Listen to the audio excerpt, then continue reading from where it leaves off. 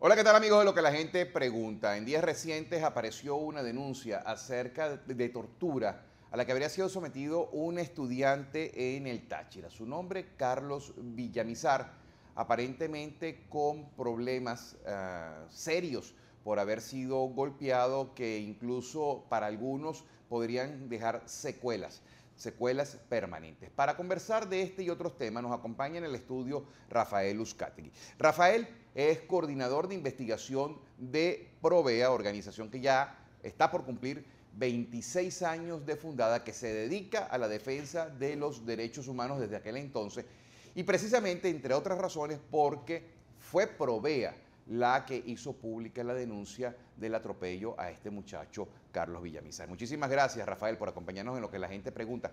¿Cuál es la historia detrás del maltrato a Carlos Villamizar? Bueno, gracias por la invitación y saludos a la audiencia. Bueno, esta fue una denuncia que recibimos por parte de, afortunadamente, este muchacho detenido en el contexto de una manifestación en San Cristóbal, Estado Táchira, ha tenido el acompañamiento de sus compañeros de estudio, de sus familiares y de un grupo de abogados que lo está asesorando en el Estado Táchira. Y él fue detenido en el contexto de una manifestación, fue atropellado por un oficial de la Policía Nacional Bolivariana en su motocicleta. Fue trasladado al destacamento de la Policía Nacional Bolivariana en San Cristóbal. Allí al día siguiente es golpeado fuertemente por otras personas privadas de libertad y, digamos, estaba en situación de incomunicación y no fue sino hasta días siguientes, el día domingo, cuando sus familiares intentaron visitarlo por primera vez, ya que estaba, digamos, no habían tenido contacto con él, cuando les informan de que esta persona pues había sido, estaba desmayada y que estaba siendo trasladada a un centro asistencial.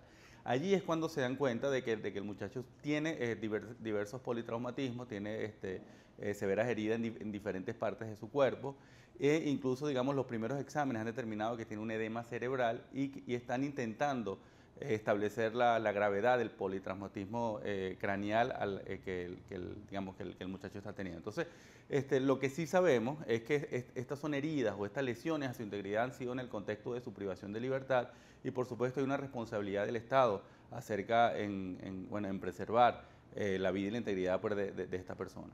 Ahora, Rafael, comienzas el relato diciéndonos que fue atropellado por un motorizado de la Policía Nacional, pero pudo haber sido atropellado accidentalmente porque estaba enfrente y iba pasando el motorizado, o pudo haber sido atropellado adrede, te paso la moto por encima. ¿Conocen la versión de qué fue lo que ocurrió?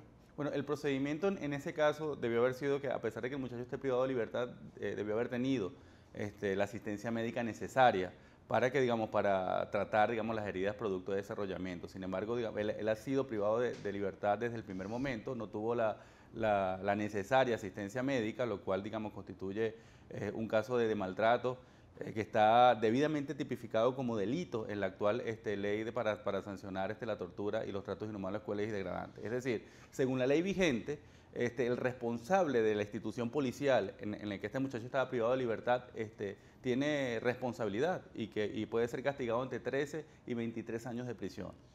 Pero no conoce si fue un atropellamiento accidental o si fue adrede. No, hasta ahora no tenemos esa información, porque la comunicación que han tenido los familiares y las personas que los están citando directamente con el muchacho para obtener su versión, pues no ha sido posible, ¿no? Entonces, lo que sí es que ha sido responsabilidad del Estado esta situación, estas lesiones, este daño a su integridad y por supuesto pueden haber sanciones por ello. ¿Durante esa manifestación fue el único detenido o hubo otras personas detenidas? No, fue la única persona detenida. Sin embargo, esto forma parte del contexto que lamentablemente todos conocemos de obstáculos al ejercicio del derecho a la manifestación que hemos tenido este año. El presidente Nicolás Maduro ha sido particularmente no permisivo en el ejercicio del derecho a la manifestación, tanto así que cuando uno hace comparaciones con el ejercicio del anterior presidente, el presidente Chávez, el presidente Maduro es 360% más represivo que el peor momento de hostigamiento al ejercicio del derecho a la manifestación durante el gobierno del presidente Chávez. Es decir, que no se están dando canales para que la ciudadanía exprese las diferentes reivindicaciones, las diferentes demandas, y pareciera que ahorita la mano dura y la represión y los obstáculos de diferente índole es lo que se ha impuesto. Cuando hablamos del peor momento de Hugo Chávez nos referimos al 12 de abril, al 11 de abril específicamente de la manifestación que terminó con 19 personas fallecidas. No, nos referimos al año del 2007, cuando se dio se finalizó la concesión a RCTV, que originó pues una importante movilización del sector estudiantil. Bueno, mucha gente lo ha considerado el despertar del movimiento de estudiantes y de jóvenes, que allí, digamos, fue un momento importante de privación de libertad de una cantidad de personas. Me estás diciendo que más del 300% se ha incrementado la represión ante las manifestaciones por parte del gobierno del presidente Nicolás Maduro. ¿Es correcta la Sí, cifra? es correcta la cifra. Ese informe está, un informe que realizamos junto a otras 8 organizaciones de derechos humanos, algunas del interior del país. Y figúrate que la situación de este año ha sido tan particularmente grave que una organización internacional como Amnistía Internacional, valga la redundancia, después de muchos años realiza un informe especial sobre la situación de Venezuela. Su informe anterior fue en el año 94 en el contexto del Caracazo. Es decir, que cualitativamente esta situación es tan grave como la situación que vivimos en el año 89, para que Amnistía Internacional haya generado pues, un informe extraordinario sobre la situación de violación a los derechos humanos en el contexto de manifestación. ¿Y comparó la violencia entre el 89 y la situación actual o no? ¿O simplemente se interesó por la magnitud? Sí, se interesó por la magnitud, tanto así que para nosotros es significativo que no haya sido, digamos, sino hasta este año, a pesar de efectivamente los hechos graves que hemos vivido en los últimos 15 años, donde ha habido golpes de Estado, donde ha habido situaciones graves de violación a los derechos humanos. Es ahora la gravedad cualitativa de la situación que lo obliga pues, a tener un pronunciamiento importante. Nos continúas relatando sobre Carlos Villamizar, que fue aislado, que fue golpeado. O sea, ¿es política de Estado aislar a los detenidos? O sea, Sí. se ha convertido en una política de Estado. Sí, nosotros podemos hablar de política de Estado y de situación sistemática de violación a los derechos humanos cuando ante la misma situación hay el mismo tipo de respuesta de los funcionarios. Es decir, que allí hay la suposición de que hay una orden directa de altos funcionarios para actuar de determinada manera, ¿no? Sin embargo, nosotros seguimos diagnosticando patrones durante este año y hay situaciones que aparecen y situaciones que desaparecen. Sin embargo, nosotros creemos que puede ser obra de un subregistro importante, lamentablemente la intimidación, la participación de civiles armados en la contención de manifestaciones ha hecho que muchas personas se inhiban de denunciar sus situaciones, y sabemos que hay casos graves que todavía no han sido denunciados ni ante las instituciones responsables ni ante la opinión pública. Entonces nosotros seguimos diciéndole a la ciudadanía que es importante la denuncia, es importante el registro, es importante agotar los canales institucionales y, digamos, por supuesto, la asesoría de organizaciones y medios de comunicación. Ahora, Rafael, si me estás diciendo que se ha aumentado la represión en las manifestaciones en un 300%, que es común que las personas son incomunicadas y que no se respetan sus derechos, ¿qué falta para decir es política de Estado? Porque evidentemente no es todos los días, porque todos los días no hay manifestación, pero cuando uno ve que se sale a manifestar, es común que la actuación es avasalladora por parte de los organismos de seguridad del Estado, y prácticamente los derechos de quienes están incluso en la calle, no necesariamente manifestando, pero que tienen el pecado o cometen el pecado de transitar por el lugar, son vulnerados, se los llevan por delante, los detienen, les dan un cautelar. Sí, fíjate que toda la mirada internacional sobre el tema, pues sobre el tema venezolano, ha hecho que algunos patrones de represión que nosotros diagnosticamos especialmente en febrero y marzo hayan desaparecido. Es decir, todos los disparos de perdigones a corta distancia que tanto ocasionaron personas heridas durante los meses de febrero y marzo, eso comenzó a desaparecer, y lamentablemente eso hizo que otro patrón apareciera, que fue la participación de personas, de civiles armados para contener la manifestación. Los denominados colectivos. Nosotros los denominamos paramilitares, porque han tenido pues actuaciones en diferentes situaciones en diferentes partes del país. Entonces nosotros seguimos recopilando, documentando los casos para poder establecer tanto patrones como si hay, digamos, alguna orden directa de los superiores para la contención de toda esta situación. ¿Y ha habido actuación del Estado para sancionar a los responsables? ¿O más allá de las palabras se ha quedado solo en palabras? Nosotros estamos reconociendo una apertura digamos, que se ha dado este año, que cuando uno compara con la situación de los años anteriores, pues es muy notoria, que es la de la Fiscalía General de la República, que sí efectivamente ha abierto canales de participación a las organizaciones no gubernamentales y a algunos familiares de víctimas para interponer sus denuncias y para reunirse con ellas. Entonces, a pesar de que todavía es una actuación que tiene que mostrar sus resultados, por supuesto, ese nivel de apertura nosotros lo saludamos y lo reconocemos. Lamentablemente no es la misma voluntad política que podíamos diagnosticar en la Defensoría del Pueblo, que todavía, digamos, sigue teniendo los canales cerrados para la participación, que es la institución que debería ponerse al frente de las denuncias de la ciudadanía, pues sigue teniendo lamentablemente un sesgo muy importante hacia un sector de la población y digamos, sigue ignorando muchas de las denuncias realizadas por la gente. En días recientes leí una expresión de Provea que no recuerdo exactamente las palabras, voy a expresarla a su vez en las mías y me corrige por favor si tengo una imprecisión.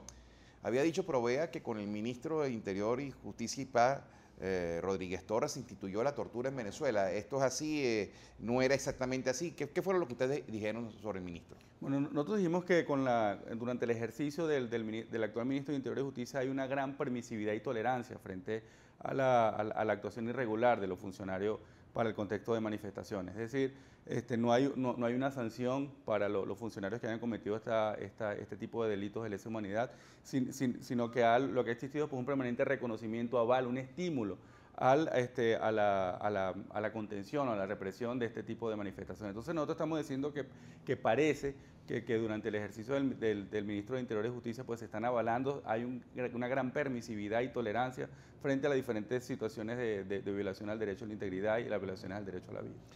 ¿Obtuvieron respuesta? No, hasta ahora no hemos tenido respuesta. Lamentablemente nosotros decimos que todas las víctimas tienen que investigarse, todos los casos, todas las situaciones, independientemente del responsable, tienen que ser sancionados y en eso somos tajantes. Provea tiene un recorrido de 26 años siendo fiel al espíritu y a los valores de derechos humanos y esa situación no va a cambiar ni ahora ni en el futuro. ¿Han podido ustedes entrar en contacto con Villamizar? ¿Han podido visitarlo a propósito de que ya es público o es pública la denuncia sobre la situación de su estado de salud y lo que ha sido el resultado de una tortura? No, estamos en permanente contacto con el grupo de abogados, hay una organización que es el Foro Penal Venezolano que está asesorando el caso y que, digamos, hemos constituido pues una red de diferentes organizaciones nacionales y regionales que están, digamos, defendiendo los derechos de los detenidos. Es importante esta situación porque efectivamente están apareciendo activistas nuevos y organizaciones nuevas a nivel regional que están desarrollando una importante labor.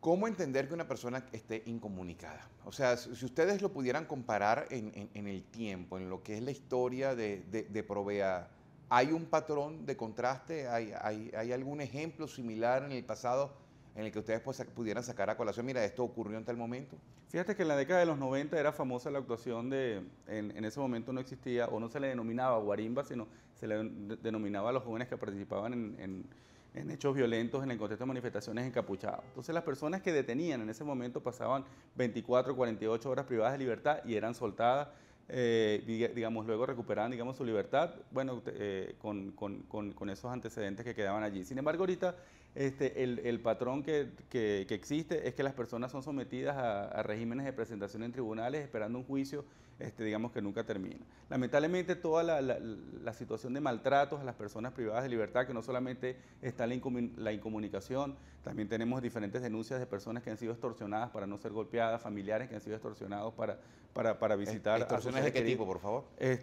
Los funcionarios policiales los llaman por teléfono y les piden una cantidad de dinero para no golpear a su familiar que está privado de libertad. Esos son casos que hemos diagnosticado en el estado Táchira, en el estado Lara.